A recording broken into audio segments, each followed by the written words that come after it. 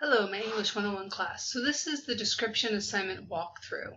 A walkthrough is basically where I walk you through the assignment, explain the pieces, parts of the assignment, and sort of explain to you how this assignment is going to go over how much time, that kind of thing. All right, so basically what we're going to do for your first major assignment, it's not really your first major assignment because it's the first of the many I'm going to introduce you to, is the descriptive assignment. All right, and what you're going to do is you're going to write about a place that you've been. And it has to be a place that you can go to again. It can't be like the Bahamas, right? Because none of us are going back to the Bahamas right now. All right, it has to be some place that you can describe and that you can go and visit several times if you need to be able to go back and double check your notes and the sights and smells and the tastes and sounds and all those kinds of things. All right. So you're going to an essay in which you examine and describe a specific place, right? It has to be a physical place. It can't just be a place in your mind, right? It has to be a specific place. So think about your smells, your colors, what's close to you, what's far away from you, the people that are there, the surfaces, are they tacky, are they smooth, the sounds, so is it ambient sound, does it have pop rock music playing, that kind of thing.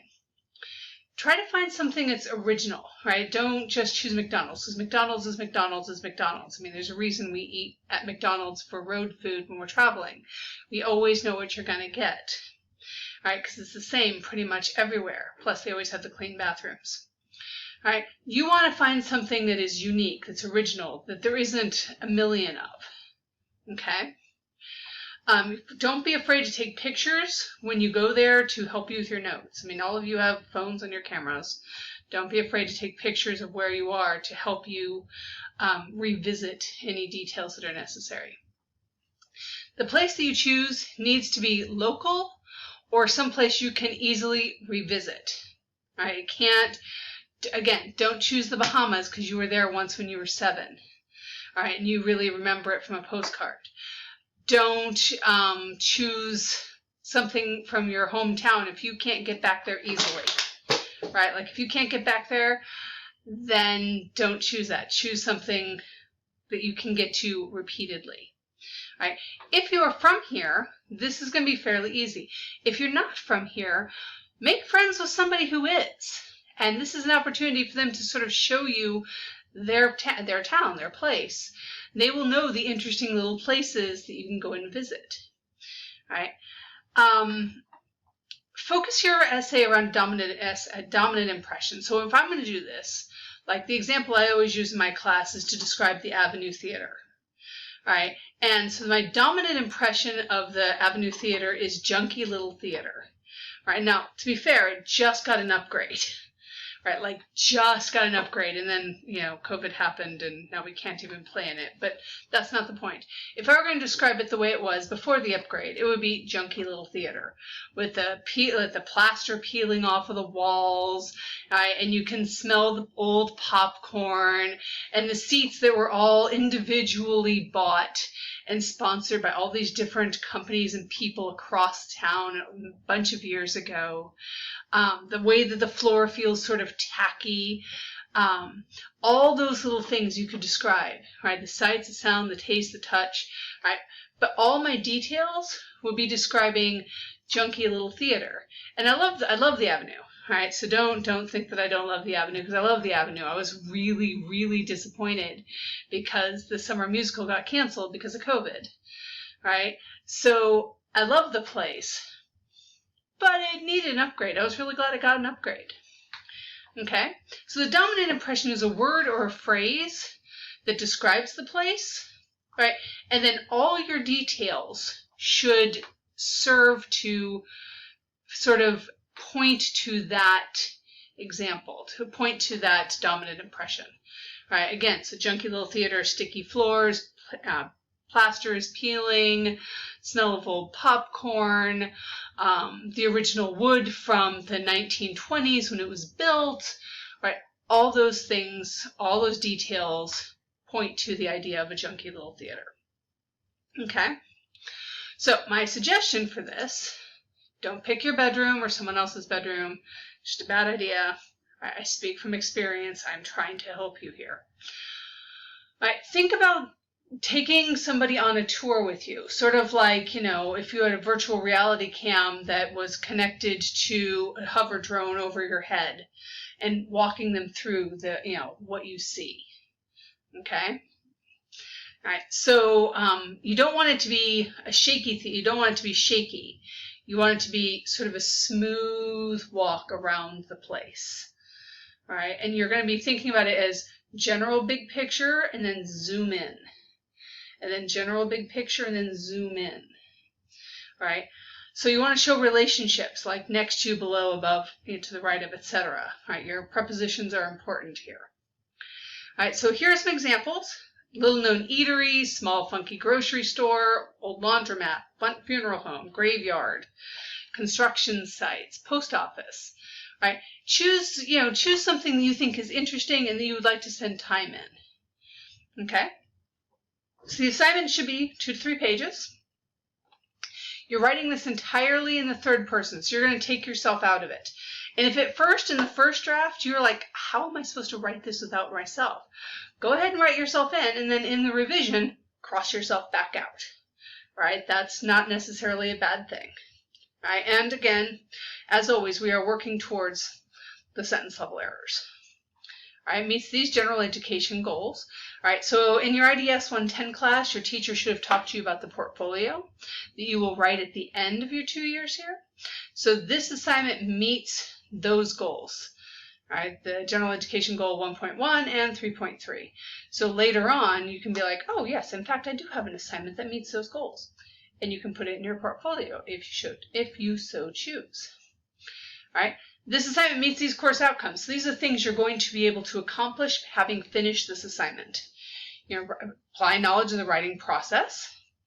Learn to adopt appropriate voice, tone, and formality. That's that third person thing that we're doing in this assignment. Develop flexible strategies for generating, revising, editing, and proofreading. And I promise you'll get to do this because first we're going to do all the generating of ideas together. And then we're going to do all the drafting ideas together, then we do all the revising, then we're going to do all the editing. All right, you're going to do each step for every major paper sort of all at the same time. All right, you will get lots and lots of practice with this, I promise.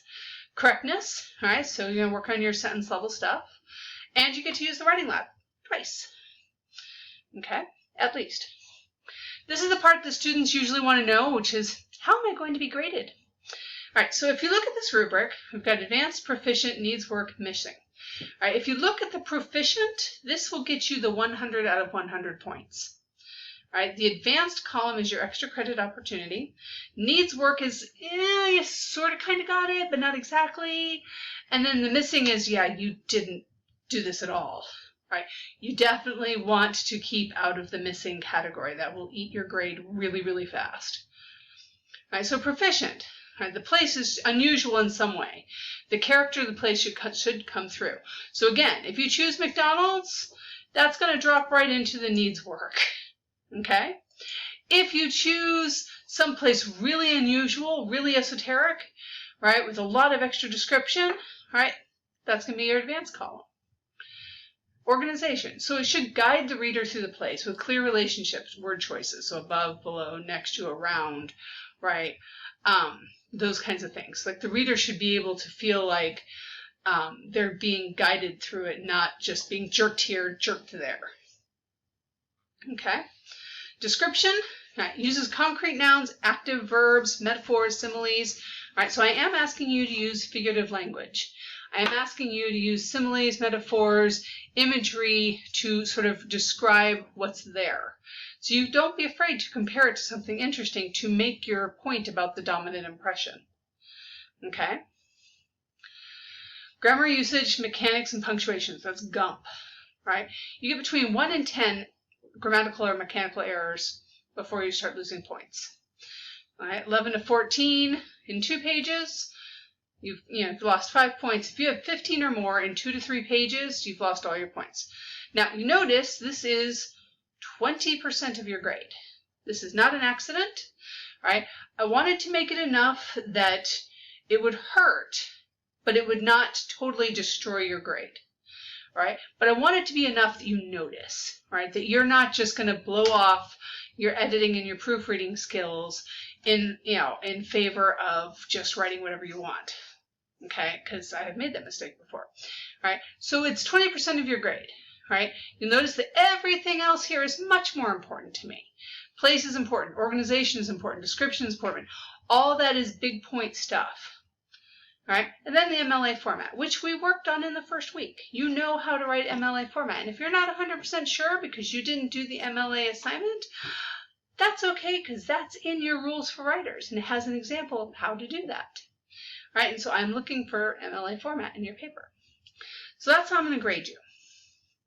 All right, so I gave you an example here, right? And this is something from like a really long time ago.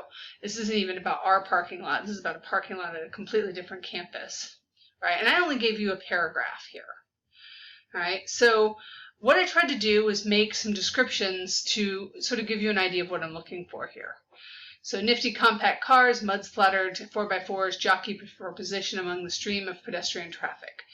Right, so these words describe the different cars and what they're doing.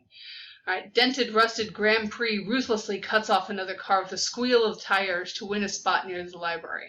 So I've got sound in there, I've got visual in there, I've got specific details about the Grand Prix. A person in the other car shoots up a vulgar gesture and screams around a corner to troll for another spot. Right, you'll notice that I'm using really active language here, really active verbs. Right, he shoots up a vulgar gesture, he screams around a corner, he trolls for another spot. Right, those are active verbs, not just he did this. You know, he didn't just drive up and find another spot. Right, small red pickup, so it gives you some description. Right, adjectives, adverbs. Right, trails forlornly. He didn't just follow, he trails. And how does he trail? He trails forlornly behind a woman strolling through the parking lot after class, hoping she will leave so he can snap up her parking slot. All right, so it gives you that sense of he's going to zip right into that spot. All right, the exhaust fumes roll in smoke clouds. So there you got some more visual, but also a little bit of smell detail, because if you've ever had to cough through exhaust, you know, right, etc. All right, so this is sort of what I'm looking for from you. Something really tightly written, with a lot of active verbs, really specific nouns, using all your word choices to help you really make an idea of what this parking lot is like. Okay, so the dominant impression I'm trying to get to is crowded and busy, right? So it gives you an idea of what this parking lot is like. All right, so that's what I'm asking for you for this assignment. Now, I'm going to move on to the writing lab part of this assignment. So you do get to go visit the writing lab. All right, and this is sort of what's going to happen. So first, I'm going to give you this assignment, right? And then you're going to write a first draft, and you're going to post that first draft on Blackboard. All right, and I'm going to let it sit there for a while. All right, and then you're going to take your first draft, and you're going to take it to the writing lab. And you and the tutor are going to have a nice conversation about your paper. And so you'll notice that here I've got the exact same directions as I had for you before. And the reason for that really just simply is so that the tutor knows what the assignment is and you know what the assignment is, so that you both are really on the same page right at the very beginning. All right, so make sure you have the tutor read this page. All right, so write a first draft by yourself. Take that first draft to the writing lab. Visit one of the nice tutors here. Ask your tutor to read this page. It's important that the tutor reads the page so that you and the tutor are on the same page right at the very beginning. Ask your tutor to help you with specific details contributing to the dominant impression. So before you even walk into the room, you should know what the dominant impression is. Or when you're working with the tutor, make sure that when you leave, you have a dominant impression and that all your ideas are aimed sort of at that dominant impression. All right. Ask your tutor to help you with the organization of the essay, transitions. So we're looking at sort of big picture types of things here. All right, and then you're going to summarize the tutoring experience in the box, and you have to write in the box. All right, it's important that you write in the box, not that the tutor writes in the box. All right, you have to explain, what did you learn? All right, ask the tutor to read the summary and sign below. Now, the tutor has to sign the name, tutor has to date it. All right, if those two things are not done, all right, then you don't get the points. right? You have to write in the box, and the tutor has to sign and date it.